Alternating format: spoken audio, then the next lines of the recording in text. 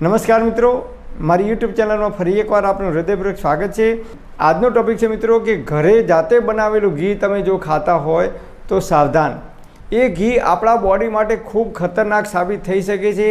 તો આજકાલ આપણે જે ઘી બનાવીએ છીએ એ ઘી શામાંથી બનાવીએ છીએ? માખણમાંથી? ના, માખણમાંથી નથી બનાવતા। દૂધમાંથી બનાવીએ છીએ? ના, દૂધમાંથી પણ નથી બનાવતા। આજકાલની બહેનો જે છે એ દૂધ શામાંથી ઘી બનાવે છે? તો કે મલાઈમાંથી। તમે જુઓ ઘી શામાંથી બને? તો કે દૂધમાંથી। કેવી રીતે બને? તો દૂધને ગરમ કરી અને ઠંડુ થાય એટલે એની અંદર છાશ અથવા દહીં મેળવણ તરીકે નાખવાનું અને એ જામી જાય એટલે બીજા દિવસે એ દૂધને વલોવાનું। એ જામી ગયેલું જે દૂધ હોય એ દૂધને વલોવાનું અને એની અંદરથી માખણ તૈયાર થાય અને એ માખણને ગરમ કરવાનું અને એની અંદરથી ઘી બને।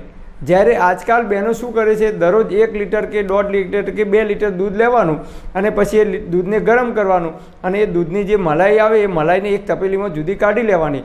10 કે 15 દિવસે જ્યારે એ તપેલી ભરાઈ જાય એટલે એ મલાઈમાંથી ઘી બનાવે છે, દૂધમાંથી નથી બનાવતા કે માખણમાંથી ઘી નથી બનાવતા।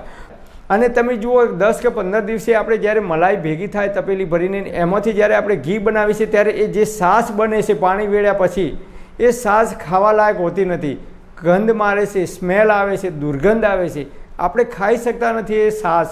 તો એ આપણા શરીરને ખૂબ નુકસાન કરે છે અને એ ઘી આપણે ખાઈએ તો શરીરની અંદર ખરાબ કોલેસ્ટ્રોલ જમા થવો, શરીરમાં ચરબીના થરેથર જામવા, શરીરમાં વજન વધવું, આવી અનેક પ્રકારની સમસ્યાઓ લાંબા ગાળે આવી શકે છે। આપણે ડૉક્ટર પાસે જઈએ, ડૉક્ટર સાહેબ કહે કે ભાઈ કોલેસ્ટ્રોલનો પ્રોબ્લેમ છે તો તમારે ઘી ખાવાનું નહીં, આપણને તરત ઘી ખાવાની સાહેબ ના પાડે છે।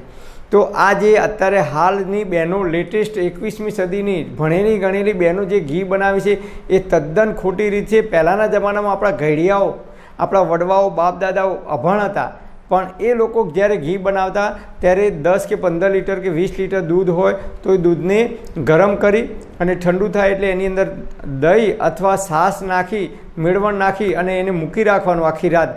બીજા દિવસે સવારે જામી જાય એટલે એને વલોવાનું એ દહીંને અને એની અંદરથી જે માખણ આવે ઉપર એ માખણની અંદરથી ઘી બનાવવાનું અને વલોવતી વખતે શું કરવાનું?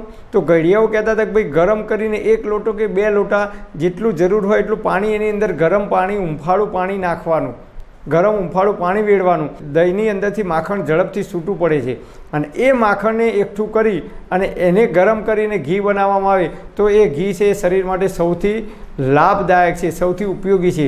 તો પહેલાંના જમાનામાં લોકો જે ઘી બનાવતા હતા એ રીતે આપણે જો ઘી બનાવીશું અને ખાઈશું તો એ ઘી આપણી બોડી માટે ખૂબ ઉપયોગી થાય છે। તો મલાઈમાંથી ઘી ક્યારેય બનાવવું નહીં। તમારે ઘી બનાવવું હોય તો 10 કે 15 લીટર કે 20 લીટર દૂધ એકસાથે લઈ લો અને એ દૂધને ગરમ કરી ઠંડુ કરી એમાં મેળવણ નાખી એટલે કે છાશ કે દહીં નાખી અને બીજા દિવસે જ્યારે જામી જાય ત્યારે એની અંદરથી તમે વલોવી અને માખણ બને, માખણમાંથી ઘી બનાવી શકો છો। તો મલાઈમાંથી ક્યારેય ઘી બનાવવું નહીં કે ખાવું નહીં, એ બોડી માટે ખૂબ ભારે છે। લાંબા ગાળે આ ઘી ખાવાથી આપણા શરીરમાં અનેક પ્રકારની બીમારીઓનું સર્જન થઈ શકે છે। એ ઘી આપણે પચવામાં ખૂબ ભારે પડે છે। તો આ રીતે ઘી બનાવતી વખતે થોડીક કાળજી રાખીશું તો જ્યાં સુધી જીવીશું ત્યાં સુધી તંદુરસ્ત અને નિરોગી રહી શકીશું। પરમપિતા પરમાત્મા આપ સર્વેને તંદુરસ્ત અને નિરોગી રાખે એવી હૃદયપૂર્વક મારી પ્રાર્થના। Thanks for watching my video. Thank you.